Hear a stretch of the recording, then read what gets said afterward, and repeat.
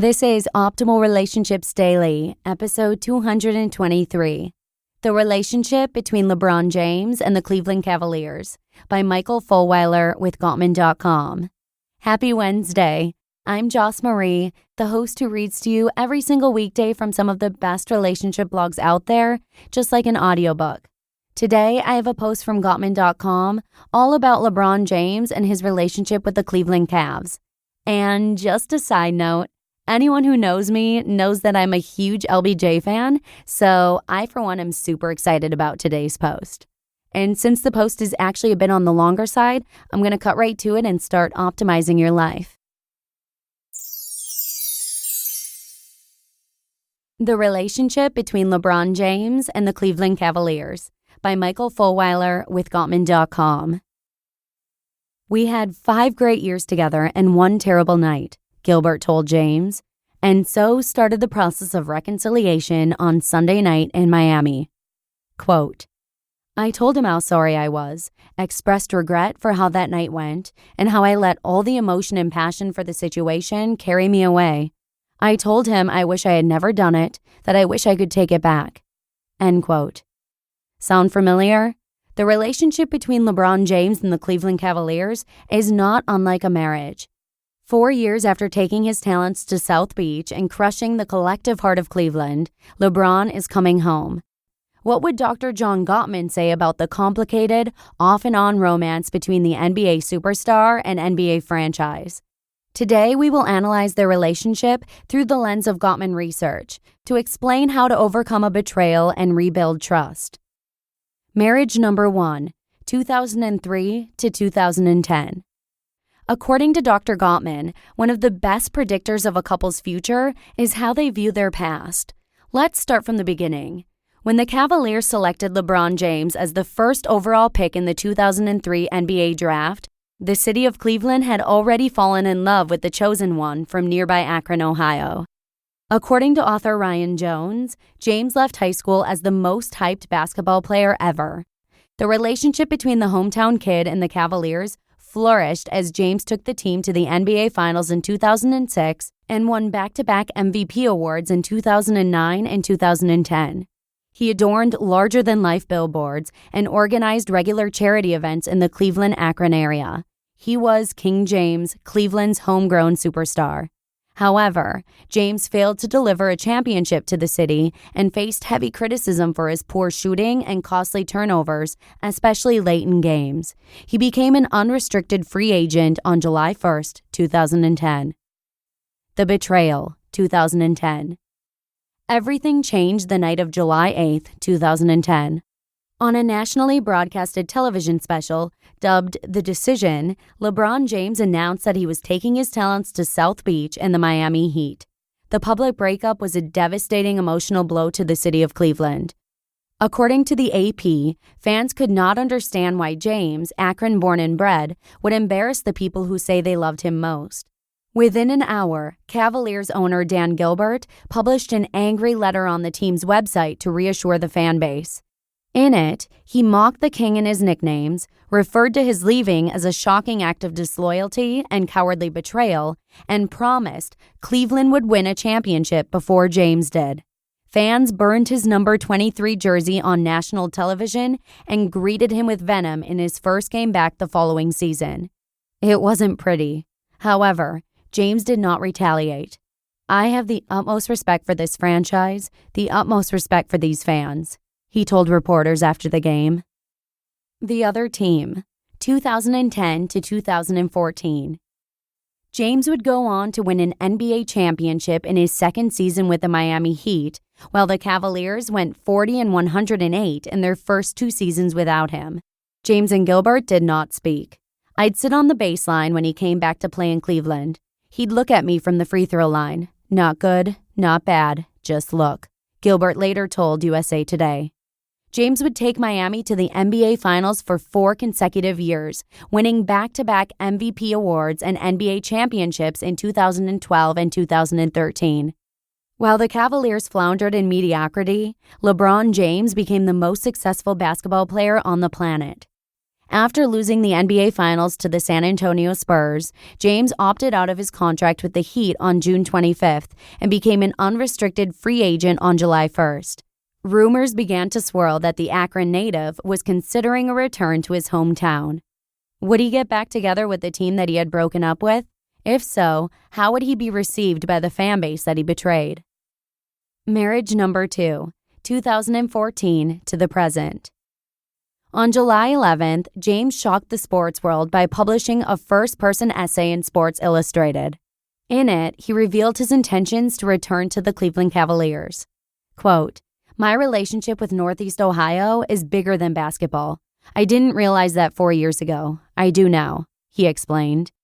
If he had to do it all over again, yes, he still would have left, but he would have done things differently. He addressed Gilbert's letter, the booing of the Cleveland fans, and the burning jerseys. Quote, "My emotions were mixed. Everybody makes mistakes. I've made mistakes as well. Who am I to hold a grudge?" End quote. King James was coming home. In an exclusive interview with USA Today, Gilbert explained his first meeting with James, a scene Mitch Albom described as every guy seeing his ex-wife after the divorce. The two had not spoken in 4 years. According to Gilbert, the first thing I said to him was, "LeBron, you know this is true. We had 5 good years and 1 bad night. Like a marriage that's good and then one bad thing happens and you never talk to each other again. On this planet," Gilbert said, "there is no perfection. If you choose to end relationships because of one mistake, you're going to be alone." The future. Will it be possible for both parties to regain trust in one another? As Dr. Gottman explains in What Makes Love Last, our system for healing after a betrayal is founded in our 40-plus years of scientific research and clinical experience. The Gottman Trust Revival Method is separated into 3 phases. Phase number 1, Atone. Rebuilding cannot begin without the betrayer's expression of remorse, even in the face of profound skepticism. This is the confession. However, confession is not enough. The commitment to honesty must extend into the present. This is the verification. Then, both partners need to grasp why betrayal occurred in their relationship in the first place. This is understanding. The betrayed partner needs a clear explanation of why the deceiver wants back in. If the reason isn't made clear, the partner will remain wary that the new commitment will be short-lived. It is then that the betrayed partner can begin to forgive, the last step in the atonement phase. LeBron James's essay in Sports Illustrated addresses all steps of the atonement phase. Why did he leave the Cleveland Cavaliers for the Miami Heat?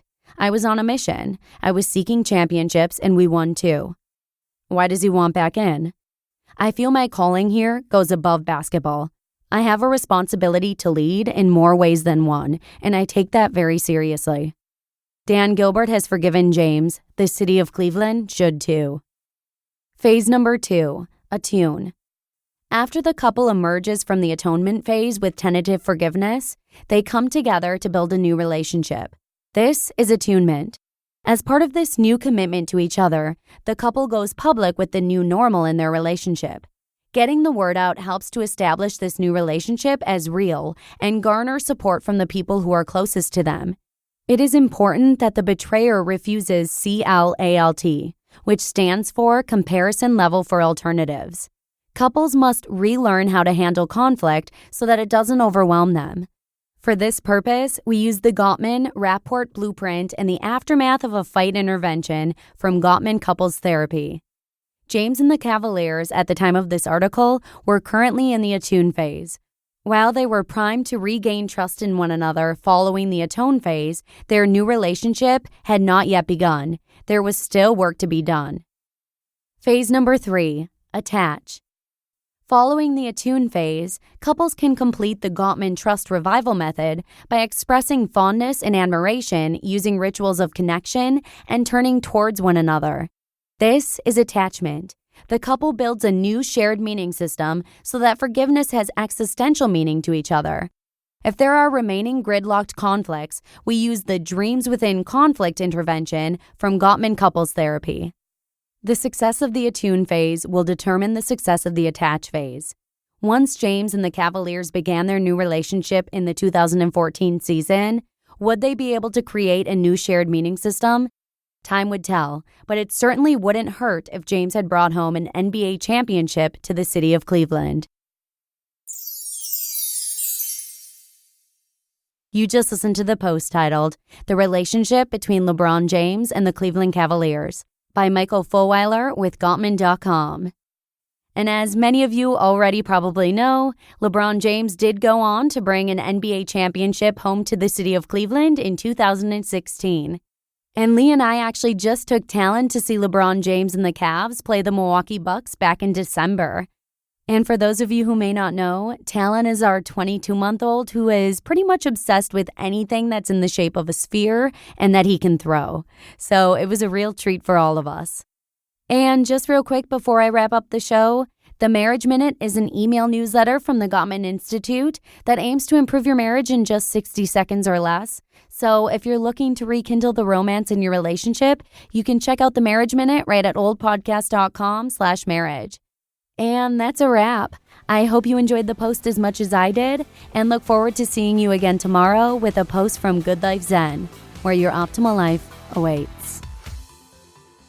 Hello, Life Optimizer. This is Justin Malik, creator and producer of this podcast, but also Optimal Living Daily, the show where I read to you from even more blogs covering finance, productivity, minimalism, personal development, and more from incredible bloggers like Derek Sivers, Zen Habits, Mark and Angel, The Minimalists, and all the ones you hear on this show too.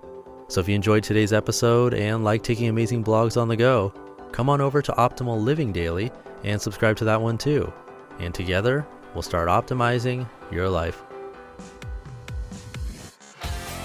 You've been listening to Optimal Living Daily. Be sure to hit the subscribe button to stay up to date on each new episode, and head to oldpodcast.com. That's OLDpodcast.com for a free gift, as well as more actionable tips and resources to help you maximize your potential.